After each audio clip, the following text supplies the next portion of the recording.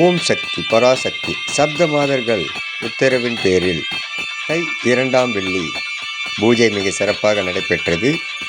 பிரம்மாஹி ஹம் பிரம்ம சக்தியாகவும், மகேஸ்வரி இம் சிவசக்தியாகவும், கௌமாரி ஹும் முருக சக்தியாகவும், வைஷ்ணவி ரும் விஷ்ணு சக்தியாகவும், வராகி லும் யமசக்தியாகவும், இந்திராணி ஐம் இந்திர சக்தியாகவும், சாமுண்டி ஓம் தேவி சக்தியாகவும், சப்த மாதர்கள் சப்த நாகங்கள் குடைபிடிக்க ஒரே மேடையில் அமர்ந்து அருள்பாலிக்கும் அற்புத காட்சி இந்த பூஜையில் பதிவு செய்துள்ளோம்.